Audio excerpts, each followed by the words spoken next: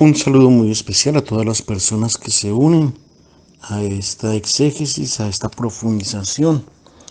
Les recuerdo que estamos en el capítulo 6 del Evangelio de Juan, que después de la escena en la que Jesús reparte el pan que un niño le trae, comienza a presentársenos un discurso, el discurso llamado del pan de vida. Vamos a leer para este domingo los versos 41 al 51. Estamos en el capítulo 6 del Evangelio de Juan.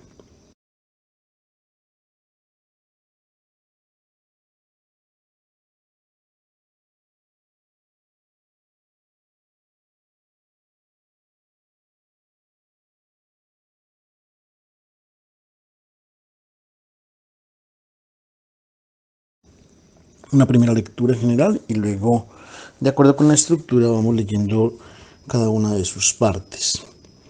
La semana pasada hemos escuchado a la multitud de Cafarnaúm decir a Jesús: en el desierto Moisés nos ha dado el pan bajado del cielo. Pero Jesús de inmediato había replicado: no es verdad. Nunca Moisés les ha dado el pan bajado del cielo. Él les ha dado el maná, que es el pan material que alimenta la vida biológica en esta tierra. Les ha dado el alimento del cual tienen necesidad todos los animales. Pero no es suficiente este alimento para satisfacer a los seres humanos. Justamente los hebreos no distinguen entre reinos como lo hacemos nosotros. Nosotros tenemos el reino mineral, el reino vegetal, el reino animal. Y dicen que hay un cuarto reino. Ellos hablan del reino humano. Y que quien pertenece a este cuarto reino tiene necesidad de alimentarse con otro pan, que es la sabiduría de Dios, la que para los hebreos se encarna en la Torá. Ellos consideran que el pan para ser humanos es la ley, la Torá, esta sabiduría de Dios. Este pan que humaniza viene del cielo. Sobre esta discusión entre el pan material que alimenta la vida, que muere, y el pan que viene del cielo, la multitud no tenía más que estar de acuerdo con Jesús. Sin embargo, él ha añadido otra afirmación que resulta totalmente inaceptable para ellos. Ha dicho: yo soy el pan bajado del cielo. Es en este punto que la multitud contradice y refuta. Comencemos entonces leyendo los primeros versos 41 y 42.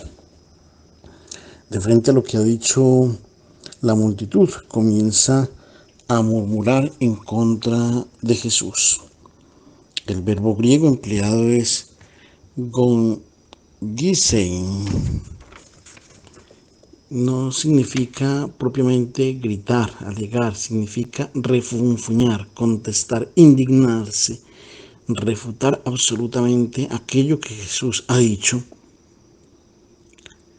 ¿Y por qué resultan tan escandalosas sus afirmaciones?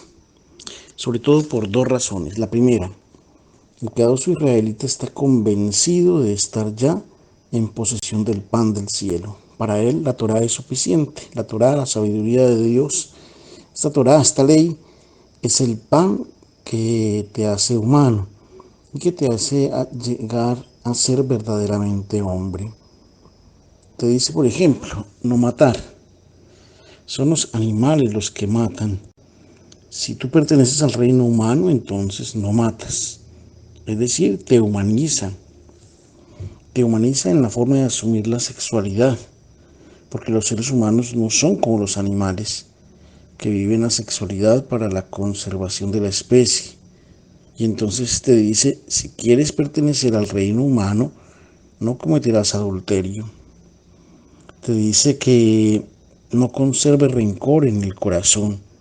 Te dice que si quieres ser verdaderamente humano, debes tener un solo Dios, no debes tener ídolos. El israelita está convencido de no tener necesidad de otro pan. Se siente ya totalmente humano Se pone en práctica toda la ley, la Torá, que ha descendido del cielo, don de Dios.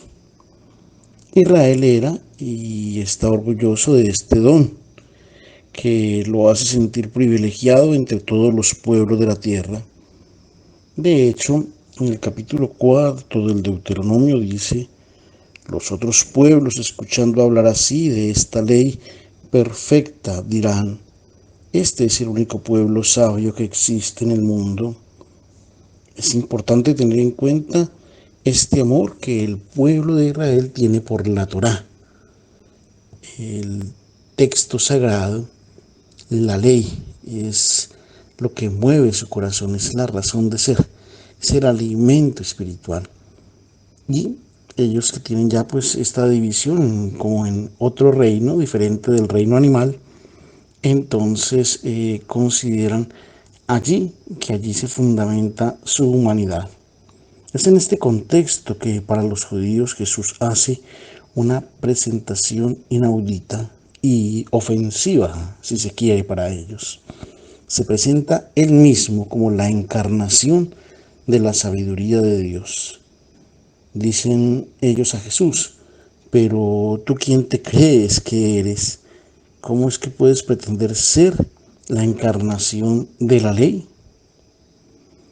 Esta es la razón por la cual han refutado de una forma absoluta y enérgica esta primera razón. La segunda razón es: dicen, tú eres un hijo de un carpintero. Es imposible que la sabiduría de Dios se encarne en un carpintero. Es tan así que no debemos más leer la ley, dirías tú, y que es suficiente mirarte a ti para ver la encarnación de la Torá. No, esto es inaudito, esto es demasiado, no lo podemos aceptar. El judío no puede aceptar en su concepción religiosa esto que Jesús está proponiendo. Vale la pena aquí aclarar, sabemos que cristianos, hebreos y musulmanes hacen referencia a un texto sagrado: Torá, la ley, para los hebreos israelitas; el Corán para los musulmanes. De hecho, también allí en el Corán, por 54 veces, hebreos, cristianos y musulmanes son llamados la gente del libro, las religiones del libro. Pero hay una diferencia sustancial que debemos tener presente para comprender aquello que Jesús está diciendo.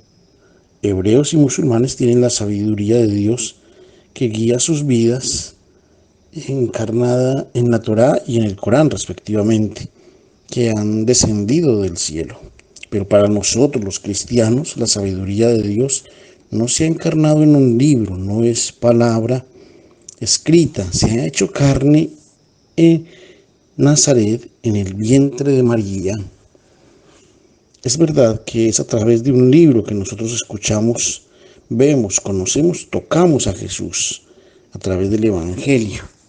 Pero el libro es solo un instrumento para encontrarnos con Él, para dirigirnos hacia Él, para llegar a Él. Él es la sabiduría que desciende del cielo. Allí hay una gran diferencia entonces con las religiones y con los judíos y los musulmanes. De este pan, que es Jesús, sabiduría de Dios, es que el hombre tiene hambre, y hasta que no lo encuentre y asimile este pan, no será nunca saciado, no será todavía plenamente humano. ¿Cuál es el mensaje para nosotros hoy? ¿Quiénes son estos judíos que contestan a Jesús en Cafarnaún? Porque Juan habla de judíos cuando estamos en Galilea. ¿Son todos galileos? Los judíos representan en el Evangelio de Juan a todos aquellos que se sienten ya saciados con el alimento que poseen y no desean ningún otro alimento. Con ese les basta con ser judíos, con su tradición, con su ley, les basta ya con lo que tienen, con la Torá. La Torá ha venido de Dios y entonces ya con esto es suficiente. Los cristianos respetan todos los humanismos, nosotros como cristianos respetamos las demás religiones. A los judíos y esa búsqueda de encontrar ese pan en la Torá, en la ley. También apreciamos todo lo que conduzca a humanizar. De hecho, todas las religiones de una u otra forma buscan humanizar. ¿Cuál es la diferencia? La veremos un poco más adelante o la insistiremos más adelante. Por ejemplo, la Torá indica ciertamente la dirección justa para vivir como humanos, pero no es la meta última, no indica la perfección de lo humano, no llega a decir que para ser humano es necesario perdonar sin condiciones, 70 veces 7. Eso no lo dice la Torá. No dice que es necesario amar, hacer el bien hasta el punto de donar la vida por el enemigo, por el que te ha hecho el mal. No, no alcanza a llegar hasta allá a decir esto. La sabiduría del cielo encarnada en Jesús de Nazaret llega hasta allí y, podemos decirlo de una vez, llega más allá. Es imposible andar y si no se llega hasta allí. Nos falta todavía bastante para ser humanos.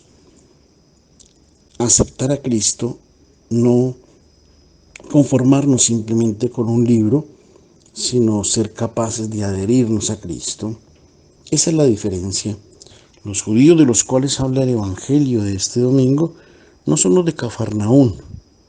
Esos ya pues han muerto, ya no están. Son todos aquellos que, hace referencia a todos aquellos que ya están satisfechos con la sabiduría del mundo que tienen, con esa sabiduría que tienen. Y esto le puede suceder a quienes siguen otros humanismos, por ejemplo en la filosofía o en doctrinas o en corrientes que pueden ser humanas y que buscan humanizar, el humanismo hebreo, el humanismo budista, el humanismo islámico, el humanismo hinduista e incluso judío. En este sentido es también el bautizado cristiano, que podría estar muy alejado de haber asimilado a Cristo. Estamos hablando entonces aquí de a quienes representa estos judíos, a todos aquellos que pueden seguir una norma humanizante, un camino humanizante, pero que no se han asimilado a Cristo. Y, repito, podemos en este sentido ser inclusive nosotros los cristianos, que podemos encontrar cierta belleza, cierto aspecto especial en la palabra de Dios y simplemente nos aferramos a lo que dice la palabra de Dios y esto, pero nos falta la adhesión a Cristo. Es una persona a la que seguimos nosotros, la persona de nuestro Señor Jesucristo. Lejanos del haber asimilado la humanidad perfecta que Jesús de Nazaret nos presenta en su propia vida.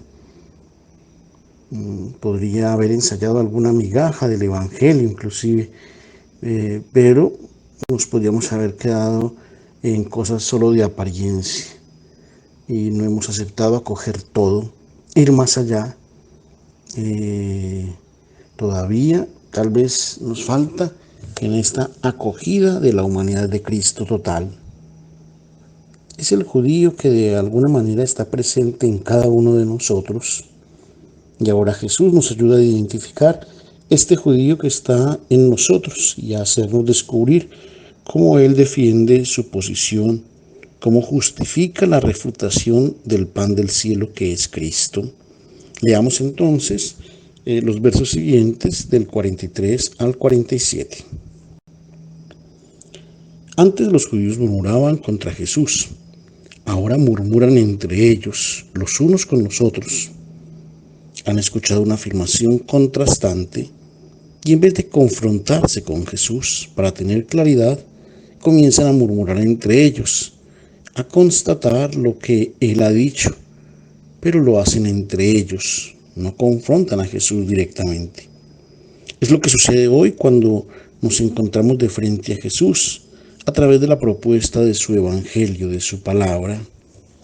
Inevitablemente en nuestro modo de pensar, de razonar, de vivir, nos sentimos contrariados porque su manera de razonar está alejada de la nuestra Quisiéramos a veces que Dios pensara como pensamos nosotros. Y entonces, ¿qué sucede? ¿Qué se hace? No todos estamos dispuestos, no todos están dispuestos a coger esta palabra y hacer una conversión. Instintivamente nosotros somos llevados a defender nuestras propias posiciones, a proteger nuestras convicciones, aquello que siempre hemos hecho, siempre hemos dicho, siempre lo hemos creído. Incluso los cristianos practicantes pueden llegar a refutar la propuesta evangélica. Hoy tenemos una luz del Evangelio, una luz sobre Cristo que unos años antes no teníamos. Seguramente hemos avanzado en nuestro conocimiento de Cristo. De frente a este pan nuevo, también muchos cristianos prefieren el pan con el cual se han alimentado hasta este instante, hasta este momento, y rechazan la novedad de Cristo. Prefieren una religión a su estilo, a su manera, una vivencia y una práctica religiosa a su manera, y no aceptan o ponen recovecos o crean atajos para no aceptar a Jesucristo como palabra de vida, como pan de vida. ¿Y cómo justifican su elección? ¿Cómo defienden esta posición? Allí resulta la respuesta, que es para ellos una provocación por parte del Evangelio. Ellos defienden su postura, entonces se quedan en la tradición, en cómo han vivido su religión siempre, y lo que Jesús dice entonces es una provocación para ellos. Se comportan exactamente como los judíos de Cafarnaún. Así también muchos de nosotros nos comportamos. Comenzamos a murmurar, a discutir, no confrontándonos propiamente con el Evangelio, sino entre nosotros. Vamos a buscar a otro judío, a otro que piense como nosotros. Y con la confrontación, lo que buscamos simplemente es convencernos que tenemos la razón, que debemos continuar viviendo así. Otra persona, otro judío les dirá o nos dirá: no presten atención, es un hereje, uno que está buscando modas, novedades, pero él se aleja de lo que vivimos y practicamos nosotros como verdadera tradición. A esto se está representando estos judíos que hablan con Jesús. Pero si el judío que está dentro de nosotros instintivamente es llevado a no alejarse, a no dejarse convertir, entonces es una batalla perdida. Si no queremos movernos de nuestras posiciones y de nuestros lugares en la fe y en la vivencia de la religión, entonces será una batalla perdida. Por esto dice Jesús la necesidad de tomar conciencia de una intervención por parte del Padre del cielo. Es el Padre que los atrae hacia mí. El descubrimiento que se hace de Jesús es a través del Padre. Y también a través del Padre es que se descubre que su evangelio son pan de vida, que nos humanizan. No es nuestra conquista, es un don gratuito de Dios que nos atrae hacia Cristo. Jesús dice: todos serán atraídos hacia mí por el Padre. ¿Qué quiere decir? Nosotros en nuestro ser, en nuestra propia esencia, tenemos la atracción, somos atraídos hacia el Padre del cielo, porque somos sus hijos. Y esa atracción nos lleva instintivamente a vibrar, a vivir en sintonía con la palabra de Jesús de Nazaret, con su propia persona. Hay una voz interior que nos testimonia que aquello que Él nos dice es humanizante, es verdadero, y ser como Él es ser realmente humanos. Hay una voz interior que así nos lo dice. Cuando, por ejemplo, escuchamos en el Evangelio que nos dice: no le entregues el corazón a los bienes materiales y al dinero de este mundo. No son para competir, no son para acumular. Dónate totalmente, todo por amor. Hay una voz interior que nos dice, Él tiene razón. Ser humano quiere decir poner los propios bienes a disposición del hermano, o cuando frente a un golpe recibido, no necesariamente físico, y sientes algo dentro de ti que te dice, no te vengues, pon la otra mejilla. Hay también una voz interior que te dice, Él tiene razón. Ser humano quiere decir poner la otra mejilla, no vengarse. Quien acoge a Cristo como pan del cielo, dice Jesús, tiene la vida eterna. No no la retendrá para el futuro como premio. Cuando uno se adhiere a Cristo y a su propuesta de vida, se pone en sintonía con su propia vida, la vida que es en sí misma la vida eterna, aquella que es alimentada con la sabiduría que viene del cielo, el pan del cielo. Y ahora Jesús comienza a presentarse a sí mismo como pan de comer, pan que se come. No habla todavía de la Eucaristía. Fijémonos que está haciendo el discurso del pan de vida, pero hasta el momento lo que nos ha dicho del pan de vida es que Él es el pan de vida. Se identifica este pan de vida con su propio ser, con su propia persona, con su palabra. No es un pan, no es un pan para asimilar este que viene del cielo, este que es Él. Leamos entonces los últimos versos 48 al 51. Jesús nos ha hablado del pan, pero solamente hasta este punto de su discurso introduce el verbo comer. A los judíos que lo están escuchando les dice, sus padres en el desierto comieron el maná, pero el maná no era pan que desciende del cielo. Alimentaba una vida que termina. De hecho, todos murieron. Yo soy el pan vivo que ha bajado del cielo. Si uno come de este pan, vivirá eternamente. Y el pan que yo daré es mi carne para la vida del mundo. ¿Qué es lo que nos está diciendo Jesús? Si Jesús nos hubiera dado el pan material, hubiéramos estado agradecidos y contentos, pero no habría sido saciada nuestra hambre, no habría sido un gran don, porque hubiera sido para una vida que termina. Nos hubiéramos sentido satisfechos por un momento, pero seguiríamos con hambre. Él nos habla ahora del don de una vida, la vida del eterno. Sobre todo este verbo comer es sumamente importante para comprender la Eucaristía, que a lo largo de los siglos ha estado escondida en su significado por tantas devociones. Sobre todo tenemos muchas devociones y muchas cosas que opacan la verdadera Eucaristía, que todavía no es la de la celebración de los domingos, que es recibirlo a Él, alimentarnos de Él. El verbo comer, phagein en griego, está repetido por 11 veces en este capítulo. Pero también existen otros verbos todavía más fuertes.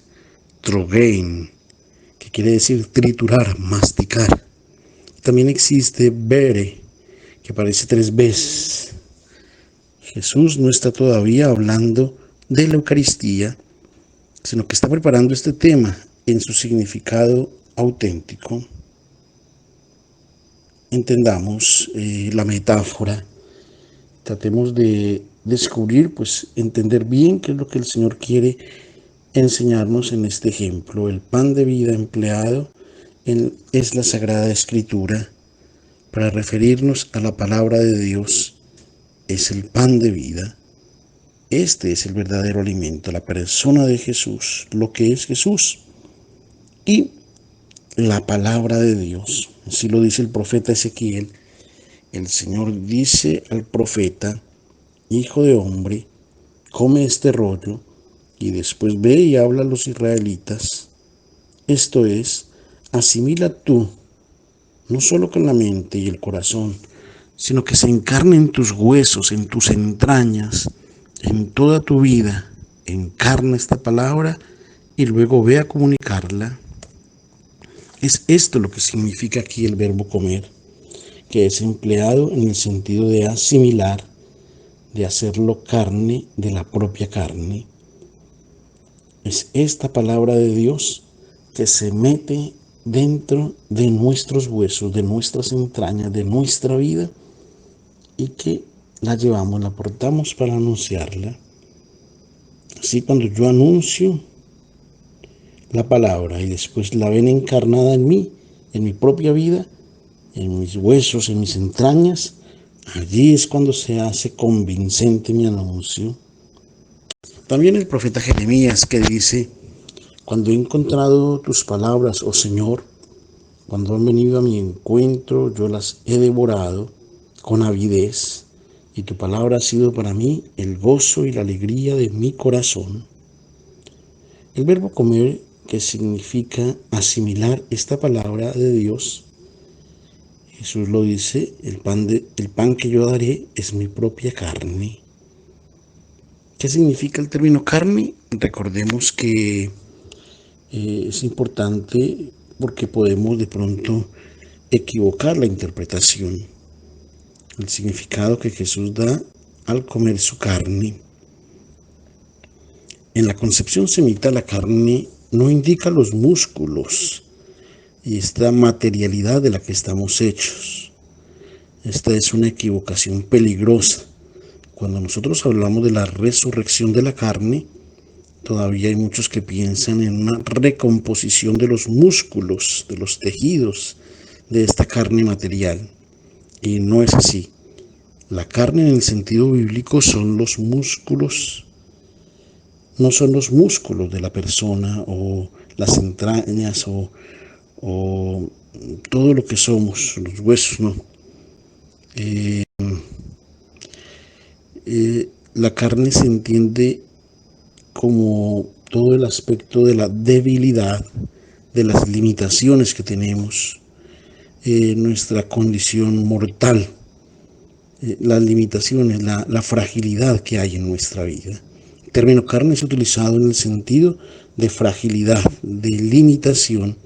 Se usa para hablar del hombre, pero en su condición mortal, es efímero. No es un desprecio por la condición humana simplemente. Es reconocer el hecho de la realidad de la condición humana, que es esta que tenemos, esta que es frágil, esta que es limitada. El Salmo 78 lo explica de esta manera. Muchas veces el Señor ha aplacado su ira de frente a los pecados cometidos por su pueblo y no lo ha castigado, porque el Señor se acordaba que debo tener paciencia porque son carne, un soplo que va y no regresa. Este es el significado bíblico de carne. Es importante tenerlo presente. El evangelista Juan, cuando dice el verbo se ha hecho carne, la palabra de Dios, la revelación de Dios se ha hecho carne, es un hombre nuevo, uno de nosotros, no por las semejanzas exteriores, que se ha hecho en todo semejante a nosotros. No es por lo exterior, no es por esta carne que aparece, no es por este cuerpo que aparece. Él se ha hecho carne es porque ha asimilado en sí totalmente todas nuestras formas de vida, pero con todas las fragilidades, con todas las precariedades, con los límites de nuestra existencia, incluso con el límite de la muerte. El verbo, haciéndose hombre, se ha hecho carne, se ha hecho mortal. Entonces, ¿qué significa comer su carne? Significa acoger, asimilar, hacer propia la sabiduría de Dios que vemos encarnada en un hombre con una naturaleza humana, frágil, presente en Jesús de Nazaret. Si nosotros miramos a este Jesús de Nazaret, vemos al hombre perfecto. Es decir, Jesús no está haciendo una propuesta canibalesca. Y aquí los que escuchaban lo comprendían muy bien. Ellos no se escandalizaban por esto porque pensaran que fuera una propuesta canibalesca de comer su carne material. No, ellos han comprendido bien la provocación que Jesús estaba haciendo. Ustedes no piensan en humanizarse perfectamente comiendo el pan de la sabiduría de la Torá. Ahora, la sabiduría de Dios está presente en esta carne de hombre frágil, hijo de un carpintero. Esta es su sabiduría que debe ser asimilada. Atención, no se habla todavía de la Eucaristía. Jesús se refiere siempre a asimilar su propia persona que viene presentada en el mensaje evangélico. Todavía está introduciendo el tema que será explicado el próximo domingo, asimilando también que Él se hace pan eucarístico. La invitación entonces es a entender que la llamada que el Señor nos hace a comer su carne es una llamada a asimilar a la persona de Jesús de Nazaret en nuestra propia vida. Un feliz domingo para todos.